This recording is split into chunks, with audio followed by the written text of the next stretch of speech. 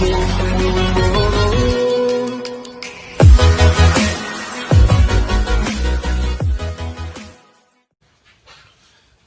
आज का हमारा लेक्चर है variation of conductance, conductivity, molar conductivity या इक्विवेलेंट कंडक्टिविटी विद कंसंट्रेशन और डाइल्यूशन। ठीक है, तो लास्ट वीडियो को आप देख के आइए अगर आपको इस लेक्चर को अच्छे से समझना है।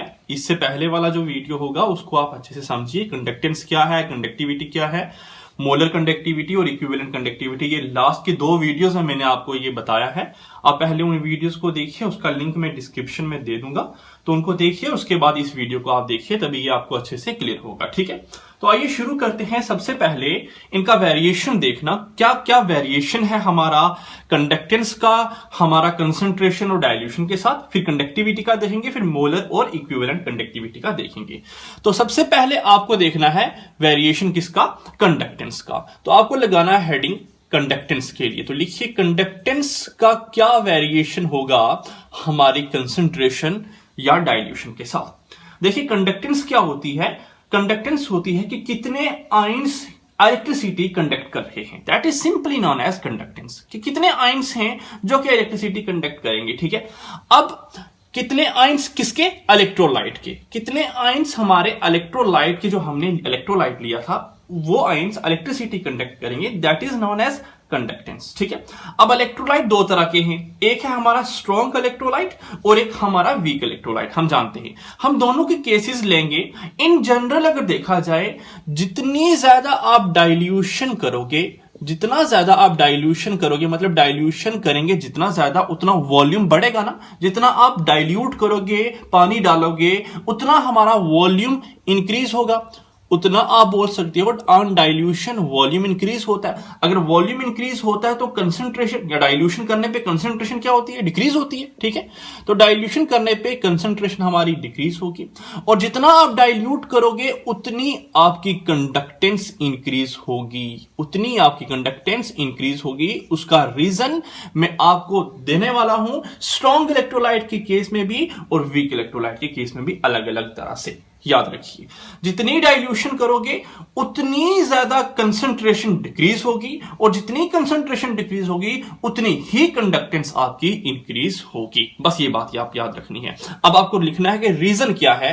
रीजन देखिए, आप स्ट्रॉन्ग इलेक्ट्रोलाइट का केस भी लेंगे और वीक इलेक्ट्रोलाइट का केस भी लेंगे, दोनों में हम रीजन देखेंगे। दोनों में कंडक्टेंस इंक्रीज होती है, लेकिन दोनों का केस अलग अलग, दोनों का रीजन अलग अलग है।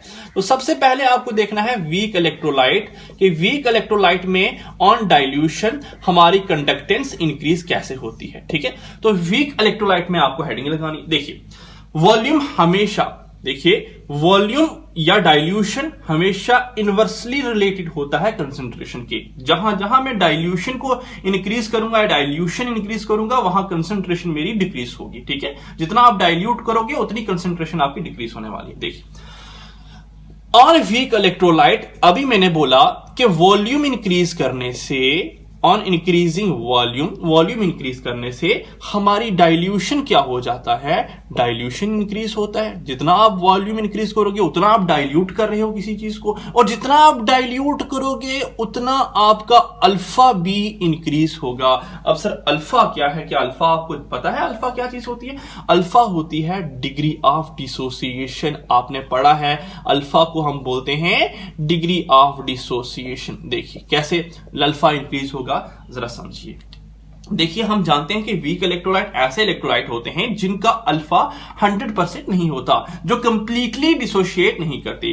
वीक इलेक्ट्रोलाइट का अल्फा नियर अबाउट 5% होता है। तो पानी डालेंगे तो वीक इलेक्ट्रोलाइट में और आयंस प्रोड्यूस होंगे। देखिए पानी डालने से वीक इलेक्ट्रोलाइट और डिसोशिएट होना शुरू करेगा, और डिसोशिएट होगा, और आयन प्रोड्यूस होंगे, और आयन प्रोड्यूस होंगे, तो उसका डिग्री ऑफ डिसोसिएशन भी क्या करेगा, इंक्रीज करेगा। ठीक है, याद रखिए जो जो अल्फा इंक्रीज करेगा, नंबर ऑफ जो आयंस हैं वो भी इंक्रीज करेंगे। याद रखिए आप, नंबर ऑफ आयंस क्या करेंगे, इंक्रीज करेंगे, और जितने नंबर ऑफ आयंस इंक्रीज करेंगे, जितने ज्यादा नंबर ऑफ आयंस इंक्रीज करेंगे, उतना ही ज्यादा हमारा कंडक्टेंस होगा। बस यही था रीजन वीक इलेक्ट्रोलाइट के केस में क्यों कंडक्टेंस इंक्रीज होता है। वीक इलेक्ट्रोलाइट में वॉल्यूम इंक्रीज करने पे या डाइल्यूशन इंक्रीज करने पे अल्फा इंक्रीज कर जाता है, क्योंकि वीक इलेक्ट्रोलाइट पूरे डिसोशिएट नहीं करते थे, पानी डालने से अब और डिसोशिएट करना शुरू कर देंगे, और डिसोशिएट करेंगे, नंबर ऑफ आयंस बढ़ेंगे, जितने ज्यादा नंबर ऑफ आयंस बढ़ते हैं उतनी कंडक्टेंस, क्योंकि नंबर ऑफ आयंस ही तो होते हैं चार्ज कैरियर्स, ठीक है, आयंस ही चार्ज कैरी करते हैं, और चार्ज कैरी करते हैं तो इसका मतलब कंडक्टेंस इंक्रीज करेंगे। ठीक है, तो ये था वीक इलेक्ट्रोलाइट का केस। सेकंड बात आती है स्ट्रॉन्ग इलेक्ट्रोलाइट का केस। तो स्ट्रॉन्ग इलेक्ट्रोलाइट में भी कुछ ना कुछ कंडक्टेंस इंक्रीज हो रही है। उसका रीजन क्या है? उसका रीजन ऐसा नहीं है, उसका रीजन कुछ और है। ठीक है, अभी ये भी बोला कि स्ट्रॉन्ग इलेक्ट्रोलाइट में भी सेम कंसेप्ट है, वॉल्यूम का इंक्रीज कीजिए, वॉल्यूम इंक्रीज कीजिए तो डाइल्यूशन आपका इंक्रीज करेगा, डाइल्यूशन इंक्रीज करेगा तो आपकी कंसंट्रेशन क्या हो जाएगी? डिक्रीज करेगी, कंसंट्रेशन डिक्रीज करेगी तो आपकी कंडक्टेंस क्या कर जाएगी? इंक्रीज कर जाएगी। मैंने कहा दोनों केस में कंडक्टेंस इंक्रीज होती है, यहां भी हो रही है, ऊपर भी हो रही थी। लेकिन यहां पे ऐसा कोई भी कंसेप्ट मत अपने माइंड में बनाइए कि अल्फा इंक्रीज करेगा, because alpha already strong electrolyte का 100% है, ये ऑलवेज 100% होता है। अल्फा स्ट्रॉन्ग इलेक्ट्रोलाइट का 100%, ये ऑलरेडी 100% टूटा हुआ है, पूरा का पूरा टूटा हुआ है। ठीक है, ऑलरेडी टूटा हुआ है तो पानी दो या ना दो इनको फर्क नहीं पड़ने वाला। तो फिर कैसे कंडक्टेंस इंक्रीज हुई वो आप देखिए हमारे आयंस होते हैं पॉजिटिव चार्ज वाले और नेगेटिव चार्ज वाले आयंस। ठीक है, अब जब तक पानी नहीं दिया था तब तक डाइल्यूशन नहीं की थी, जब तक वॉल्यूम इंक्रीज नहीं किया था, ये आयन पास थे। इन आयन में स्ट्रॉन्ग फोर्स ऑफ अट्रैक्शन थी, ये पास थे तो स्ट्रॉन्ग फोर्स ऑफ अट्रैक्शन थी। जैसे ही हमने जैसे ही हमने इसे वाटर दिया, वाटर देने से ये आयन हो गए दूर दूर, डिसोशिएट हो गए, थोड़ा दूर दूर चले गए, मूव हो गए, क्योंकि हम जानते हैं कि वाटर की एक बड़ी इंपॉर्टेंट प्रॉपर्टी होती है, दैट इज डाइइलेक्ट्रिक प्रॉपर्टी। ठीक है, अब ये आयन पास थे, स्ट्रॉन्ग फोर्स ऑफ अट्रैक्शन थे तो इजिली मूव नहीं कर रहे थे, अब ये दूर दूर चले गए, दूर दूर चलने से इनमें डिस्टेंस आ गया। अब डिस्टेंस आने से क्या होता है? सेपरेट हो गए, डिस्टेंस आ गया, डिस्टेंस आने से strong force of attraction convert into weak force of attraction.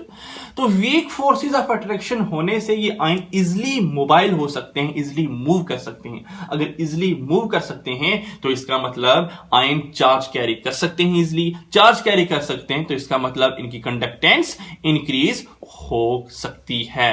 ठीक है, ऑन डाइल्यूशन। तो ये था रीजन स्ट्रॉन्ग इलेक्ट्रोलाइट के केस में कि स्ट्रॉन्ग इलेक्ट्रोलाइट में बेशक अल्फा इंक्रीज नहीं करता, आयंस इंक्रीज नहीं करते, लेकिन जो आयंस होते हैं उनमें सेपरेशन हो जाती है। सेपरेशन होने से क्या होता है? वो इजिली मूव कर सकते हैं, because force of attraction decrease हो जाएगी तो कंडक्टेंस इंक्रीज हो जाएगी। अब मेरा आपसे क्वेश्चन है कि ज्यादा डाइल्यूशन का अफेक्ट कहां पे पड़ा? वीक इलेक्ट्रोलाइट पे पड़ा या स्ट्रॉन्ग इलेक्ट्रोलाइट पे पड़ा? तो आपका आंसर क्या होगा? आपका आंसर होना चाहिए वीक इलेक्ट्रोलाइट। रीजन क्या है कि पहले वीक इलेक्ट्रोलाइट कम डिसोशिएट थे, अब वीक इलेक्ट्रोलाइट और डिसोशिएट हो गए हैं पानी डालने पे या डाइल्यूशन करने पे, तो ज्यादा आयंस प्रोड्यूस हो रहे हैं वीक इलेक्ट्रोलाइट के केस में, लेकिन स्ट्रॉन्ग इलेक्ट्रोलाइट के केस में आयंस नहीं प्रोड्यूस हो रहे, जस्ट हम सेपरेशन कर रहे हैं। तो ऑन डाइल्यूशन ज्यादा कंडक्टेंस किस केस में होगा?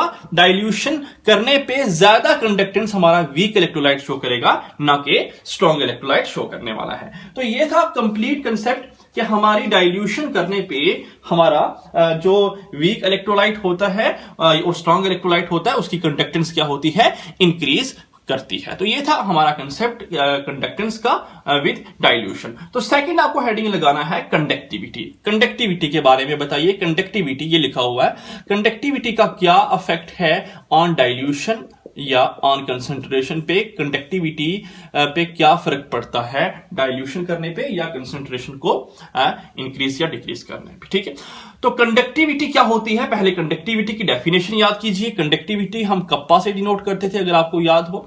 तो कंडक्टिविटी मैंने आपको लिखाई है एक definition, conductance due to all the ions, conductance due to all the ions produce from the area 1 centimetre square, from area 1 centimeter square and length 1 centimetre. मैंने पहले ही कहा था कि वो वीडियो देख लीजिए तभी समझ आएगा। ठीक है, conductivity due to all the ion produce from the area 1 centimetre square and length 1 centimetre, या इसी को हम ऐसा बोलते हैं conductivity due to all the ions present in 1 millilitre of electrolyte. इसी चीज को हम ऐसा भी बोलते हैं तो कोई फर्क नहीं पड़ने वाला।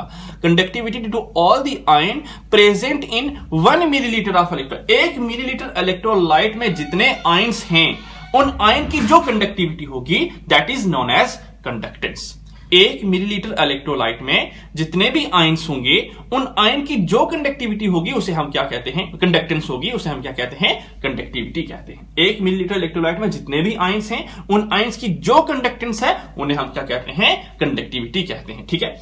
फॉर एग्जाम्पल हमारे पास एक बीकर है, ये हमारे पास एक बीकर, और उस बीकर में क्या है, उस बीकर में हमारा प्रेजेंट है पूरा एक वॉल्यूम प्रेजेंट है।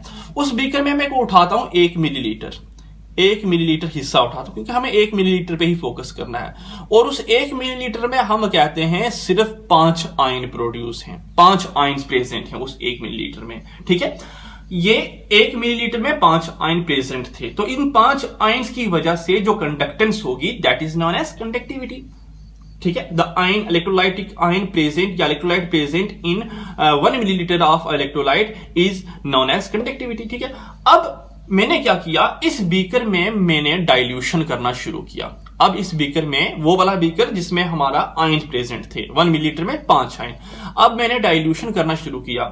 डाइल्यूट करूंगा तो डेफिनेटली इधर भी तो वॉल्यूम आएगा, इधर भी तो पानी आएगा, इधर भी पानी आएगा। पानी आने से मे भी यहां से आयन मूव करके बाहर चला जाएगा क्योंकि डाइल्यूशन करने पे नंबर ऑफ आयंस सेपरेट हो जाएंगे। आपने पढ़ा है डाइल्यूशन करने पे नंबर ऑफ आयन सेपरेट हो जाते हैं, दूर दूर हो जाते हैं, मे बी आयन बाहर चला जाए। देखिए on dilution number of ions decrease हो रहा है। ठीक है। डाइल्यूट करने पे आयंस दूर दूर चले जाएंगे, वॉल्यूम बढ़ जाएगा, वॉल्यूम बढ़ने से आयन दूर दूर चले जाएंगे, आयन दूर दूर चलने से नंबर ऑफ आयंस डिक्रीज हो जाएंगे। ठीक है। तो ऑन डाइल्यूशन याद रखिए हमेशा, जितना ज्यादा डाइल्यूशन करेंगे आप, ठीक है, या जितना वॉल्यूम आप इंक्रीज करेंगे उतनी हमारी आयन की डेंसिटी डिक्रीज कर जाती है। बस यही बात याद पकड़नी है आपको। डेंसिटी ऑफ आयन उतनी ही हमारी डिक्रीज कर जाती है, या आप बोल सकते हैं कि number of ion in 1 millilitre decrease कर जाते हैं, यह भी लिख दीजिए। या और number of ions in 1 millilitre जो एरिया होगा हमारा, वहां पे क्या कर जाते हैं, डिक्रीज कर जाते हैं। Number of ion in 1 millilitre decrease. अगर नंबर ऑफ आयन्स डिक्रीज करेंगे बच्चा तो हमारी कंडक्टिविटी जो होगी वो भी क्या कर जाएगी, डिक्रीज कर जाएगी। बस ये याद रखना है आपको कि कंडक्टिविटी का क्या अफेक्ट पड़ता है, हमारा कंसंट्रेशन का क्या अफेक्ट पड़ता है हमारी कंडक्टिविटी पे। जितना आप डाइल्यूशन करेंगे उतनी आयन की डेंसिटी डिक्रीज करेगी, नंबर ऑफ आयन्स दूर दूर डिक्रीज कर जाएंगे। 1 मिलीलीटर एरिया में नंबर ऑफ आयन डिक्रीज करेंगे तो हमारी कंडक्टिविटी क्या करेगी, वो भी डिक्रीज कर जाएगी। तो थर्ड है हमारा, थर्ड लगाइए कि molar conductivity that is lambda M और इक्विवेलेंट कंडक्टिविटी लैम्डा ई का क्या अफेक्ट है, या इन पे क्या अफेक्ट होगा हमारी कंसंट्रेशन का या हमारी डाइल्यूशन का। ठीक है। तो एक चीज आपने ऑलरेडी जानी हुई है कि what is lambda M. Lambda M आपने पढ़ा है, लैम्डा एम होता है kappa into 1000 divided by molarity, जानते हैं आप इस बात को।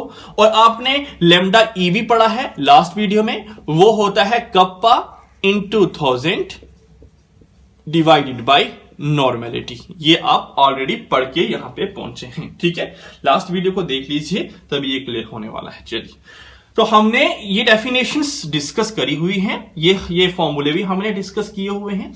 अब जरा देखिए यहां पे प्रॉब्लम क्या है। ठीक है। एक चीज समझिए, जो चीज मैं इससे पहले कर रहा हूं, जो चीज मैंने आपको दिखा रहा था कि 1 मिलीलीटर इलेक्ट्रोलाइट में हमारी कंडक्टिविटी डिक्रीज कर जाती है ऑन डाइल्यूशन, ये सारी की सारी चीजें एक्सपेरिमेंटली हैं। ये सारी की सारी चीजें एक्सपेरिमेंटली निकाली गई हैं, एक्सपेरिमेंटली देखी गई हैं, बताई गई हैं। ठीक है। चलिए, तो अब शुरू करते हैं कि प्रॉब्लम जरा यहां पे देखिए प्रॉब्लम क्या है। मैं अभी प्रॉब्लम का डिस्कस करने वाला हूं आपके सामने।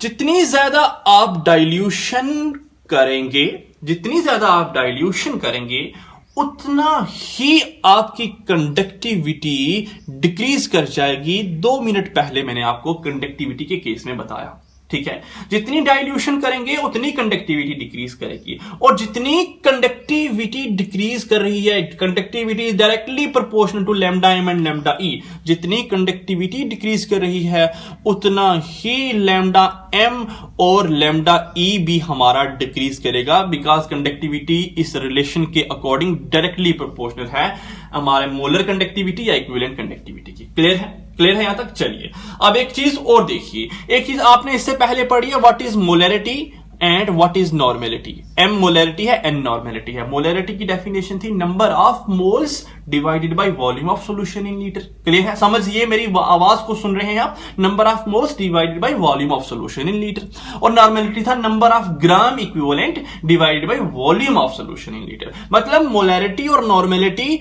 इनवर्सली प्रोपोर्शनल है हमारे वॉल्यूम के।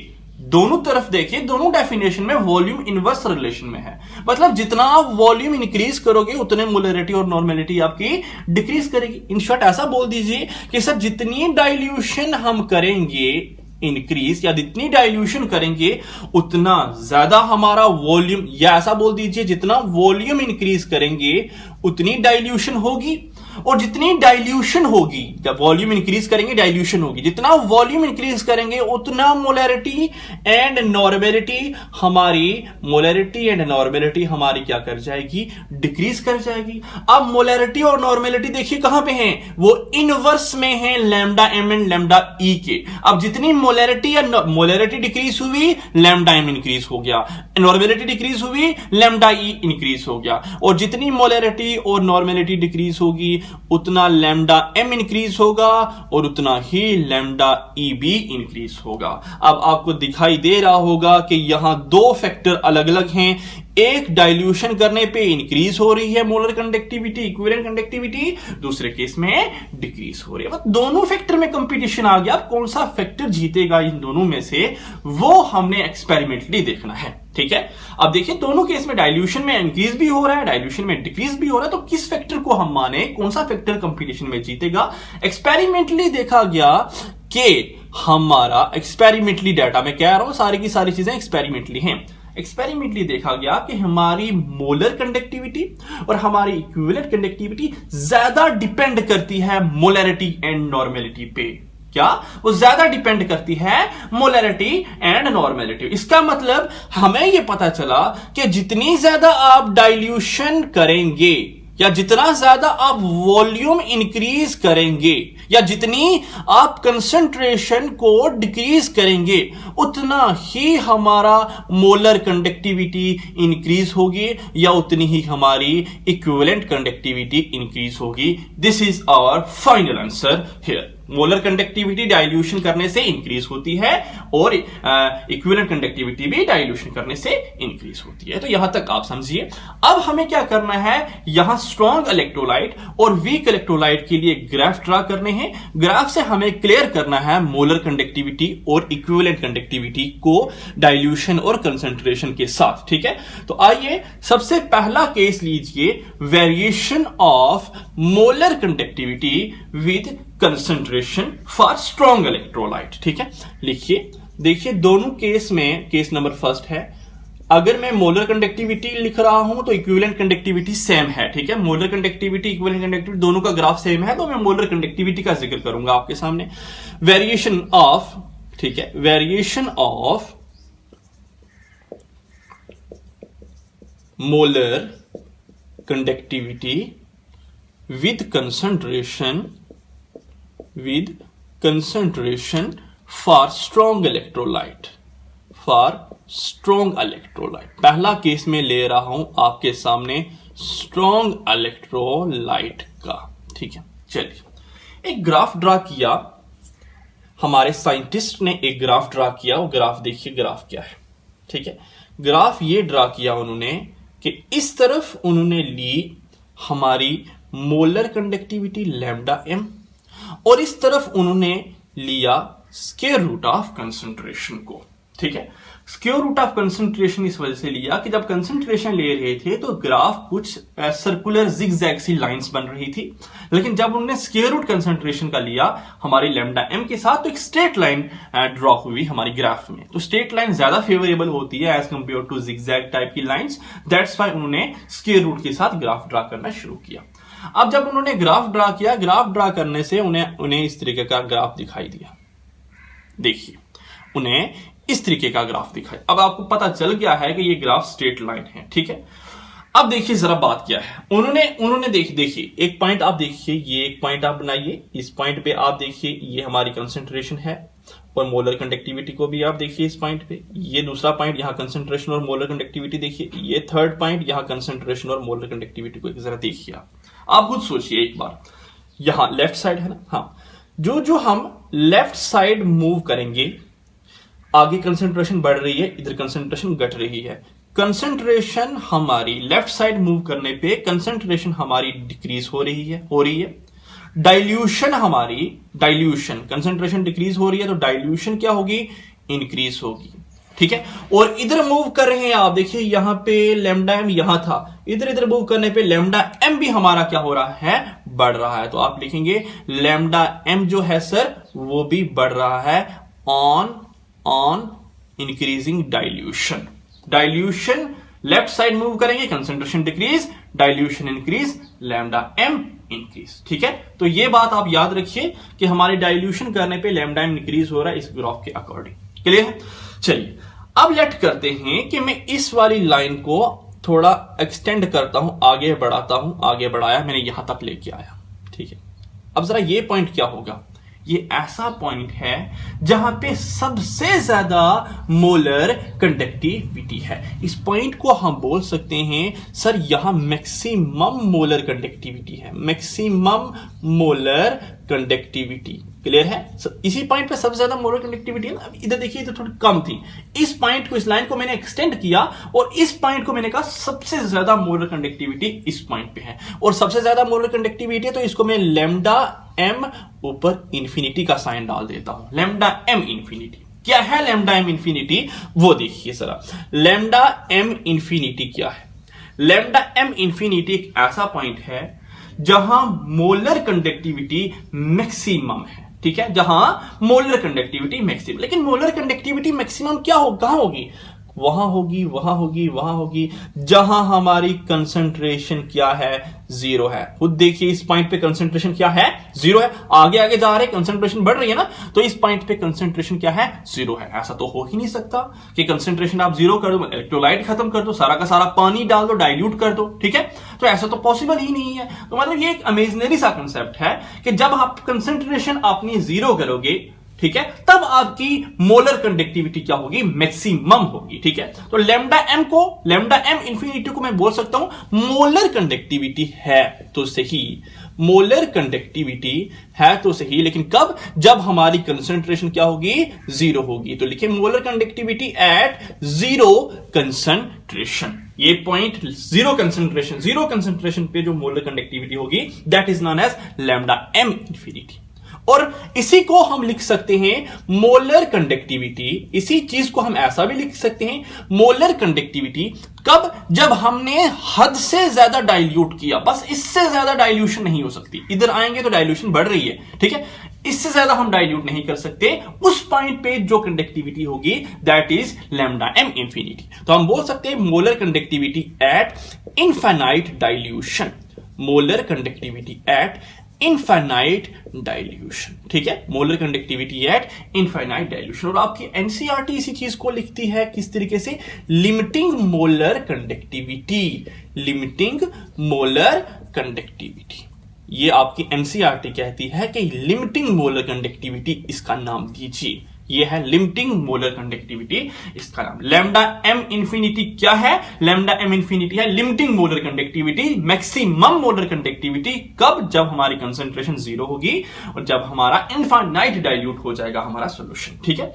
अब जरा इसके लिए हम क्या करते हैं, एक इक्वेशन लिखते हैं। स्ट्रेट लाइन है तो हमें इक्वेशन भी किसकी लिखनी पड़ेगी, स्ट्रेट लाइन की लिखनी पड़ेगी। और स्ट्रेट लाइन इक्वेशन क्या होती है, जरा वो देखिए। स्ट्रेट लाइन इक्वेशन को आप देखिए, वो आपने मैथ्स में पढ़ा होगा कहीं ना कहीं, क्लास 10th में, 11th में। स्ट्रेट लाइन इक्वेशन या फिजिक्स में आपने देखा होगा। उसके लिए स्ट्रेट लाइन इक्वेशन क्या होती है, y is equal to mx plus C. आप जानते हैं इस चीज को, ठीक है। अब यहां पे y क्या है कि y एक्सिस पे हमारी क्या चीज है, तो y एक्सिस पे हमारा क्या है, y एक्सिस पे हमारा है लैम्डा m।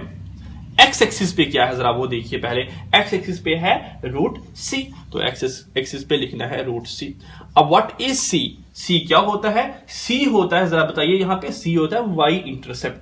x एक्सिस वाली लाइन ने y एक्सिस पे कहां पे कट किया, कहां पे कट किया, लैम्डा m इंफिनिटी पे कट किया। तो आप लिखिए plus lambda m infinity. What is b, b क्या होता है, b हमारा होता है स्लोप, यही होता है ना, याद रखिए। b हमारा स्लोप, सॉरी m है यहां, तो m हमारा है स्लोप, ठीक है। तो स्लोप क्या है, जरा ये बताइए, स्लोप क्या है, स्लोप है हमारा इस तरीके से डिक्लाइन। याद रखिए, अगर आपका स्लोप ऐसा हो, ठीक है, तो वो होता है नेगेटिव। लेकिन अगर आपका स्लोप ऐसा हो तो वो होता है पॉजिटिव, ठीक है। तो ये स्लोप ऐसा दिखाई दे रहा है, दैट्स वाई हम यहां पे माइनस लिख देते हैं, माइनस, और यहां पे b लिख देते हैं, एक कांस्टेंट, ठीक है। तो ये हुआ हमारा पूरा एक equation, lambda m is equal to minus B under root C plus lambda m infinity, ठीक है। इसी चीज को मैं ऐसा भी लिख सकता हूं, lambda m is equal to lambda m infinity, पीछे ले आइए, lambda m infinity minus B root C, ठीक है। अब ये जो इक्वेशन थी, इस इक्वेशन का एक बड़ा प्यारा सा नाम है, वो क्या नाम है, Debye Huckel Onsager equation, Onsager equation, Debye Huckel Onsager equation. और ये इक्वेशन दी थी हमें किसने, डी बाय हक्कल ने, ठीक है। तो भाई ये इक्वेशन मैंने इसके लिए लिखी। और यहां पे मैं आपको बता दूं लैम्डा m क्या है, नोट डाउन कीजिए। लैम्डा m है molar conductivity at any concentration, किसी भी कंसंट्रेशन पे। लैम्डा m इंफिनिटी क्या है, molar conductivity at infinite dilution या zero concentration. What is B? B is a constant depend upon solvent, ठीक है। B constant है, solvent पे डिपेंड करता है। वाटर के लिए अलग होगा, किस सॉल्वेंट में आप खेल रहे हो उस पर डिपेंड करता है। What is C, C is the concentration of electrolyte. तो ये था हमारा मोलर कंडक्टिविटी की या इक्विवेलेंट कंडक्टिविटी भी ऐसा ही होगा, ठीक है, कि क्या मोलर कंडक्टिविटी का फैक्टर है, कैसे मोलर कंडक्टिविटी डिपेंड करता है हमारे कंसंट्रेशन के साथ, ठीक है। तो पॉइंट नंबर फर्स्ट हमारा कंप्लीट है फॉर स्ट्रॉन्ग इलेक्ट्रोलाइट। आइए शुरू करते हैं for weak electrolyte. Weak electrolyte के केस में भी देखते हैं कि हमारी मोलर कंडक्टिविटी वीक इलेक्ट्रोलाइट के केस में कैसी होगी। तो variation of lambda m with concentration for weak electrolyte, with concentration for weak electrolyte. तो वीक इलेक्ट्रोलाइट के केस में भी आपको एक ग्राफ ड्रा करना है। देखिए, मैं आपको बता दूं कि हमारी लाइन इस तरीके से स्लोपी सी बन रही थी। वो क्यों बन रही थी कि वहां पे नंबर ऑफ आइंस नहीं बढ़ रहे थे, वहां सिर्फ आइंस में डिस्टेंस बढ़ रहा था। दैट्स वाई थोड़ी हमारी conductivity that is lambda m बढ़ रहा था विद डाइल्यूशन। लेकिन जब वीक इलेक्ट्रोलाइट की बात आएगी तो अब्रप्टली अल्फा इंक्रीज कर जाएगा। वीक इलेक्ट्रोलाइट केस में नंबर ऑफ आइंस बढ़ जाएंगे। नंबर ऑफ आइंस बढ़ने के साथ साथ हमारी जो ग्राफ ड्रा होगा वो ऐसा नहीं ड्रा होने वाला, वो अब्रप्ट इंक्रीज होगा हमारे ग्राफ में। आप देखिए, जरा देखिए, एक बार खुद देखिए, ठीक है। इस तरफ स्क्वायर रूट ऑफ कंसंट्रेशन और इस तरफ हम लैम्डा m लेंगे, ठीक है। अब खुद देखिए कि पहले हमारी कंसंट्रेशन ज्यादा थी, हमारा लैम्डा m कितना कम था। जो हमने कंसंट्रेशन डिक्रीज की, डाइल्यूशन इंक्रीज की, हमारा लैम्डा m आप देखिए अब्रप्टली इंक्रीज कर रहा है, बिकॉज नंबर ऑफ आइंस क्या हो गए, नंबर ऑफ आइंस बढ़ गए हैं यहां पे, ठीक है। तो याद रखिए, जितनी ज्यादा आप डाइल्यूशन इस केस में करोगे या जितना वॉल्यूम आप इंक्रीज करोगे या जितनी कंसंट्रेशन आप डिक्रीज करेंगे, उतना ही degree of dissociation that is alpha increase करेगा। अल्फा इंक्रीज करेगा, नंबर ऑफ आइंस आपके इस केस में इंक्रीज कर जाएंगे। नंबर ऑफ आइंस इंक्रीज करेंगे तो आपका लैम्डा m और लैम्डा ई वो भी क्या कर जाएगा, इंक्रीज कर जाएगा। ठीक है, देखिए खुद देखिए, लेफ्ट साइड मूव करने पे आयंस जो होंगे वो हमारे इंक्रीज कर रहे हैं, आयंस इंक्रीज कर रहे हैं, डाइल्यूशन इंक्रीज हो रही है, तभी तो आयंस इंक्रीज कर रहे हैं, तो लैम्डा एम भी हमारा बढ़ रहा है। प्रॉब्लम देखिए, प्रॉब्लम यहां पे ये है कि यहां पे हमारी जो ये लाइन है ये कहीं भी जाके हमारी वाई एक्सिस पे जाके कट नहीं हो रही। ठीक है, तो कहीं भी हमें लैम्डा एम इंफिनिटी यहां पे नहीं दिख रहा। तो इस लैम्डा एम इंफिनिटी को पाने के लिए हमारा एक लॉ आया। उस लॉ का काम सिर्फ लैम्डा एम इंफिनिटी बताना नहीं है, और भी बड़े काम हैं, लेकिन उसने भी हमें बताया, लैम्डा एम इंफिनिटी भी हमें उस लॉ ने बताया, और उस लॉ का नाम है कोलरॉशेस लॉ। ठीक है, जो हमारे नेक्स्ट और लास्ट टॉपिक होगा हमारे इस यूनिट का। ठीक है, तो लास्ट लेक्चर में डिस्कस करेंगे। फिलहाल ये वेरिएशन मैंने आपको बताई वीक इलेक्ट्रोलाइट की भी और स्ट्रॉन्ग इलेक्ट्रोलाइट की भी। तो ये वीक इलेक्ट्रोलाइट का ग्राफ था। इस वीक इलेक्ट्रोलाइट के ग्राफ के लिए कोई भी इक्वेशन नहीं आई, लेकिन स्ट्रॉन्ग इलेक्ट्रोलाइट के लिए ग्राफ के लिए मैंने डिबाई हक्केल-ओहन-सागर इक्वेशन भी आपको लिखाई है। तो ये था हमारा कंप्लीट लेक्चर आज की वीडियो का। ठीक है, आज के कंसेप्ट का। कल लास्ट लेक्चर लेके आएंगे, वह है कोलरॉशेस लॉ, उसको डिस्कस करेंगे और फिर अपना यूनिट खत्म करेंगे। साथ साथ देखिए, साथ साथ समझिए, जहां प्रॉब्लम है कमेंट सेक्शन में कमेंट कीजिए। Thank you.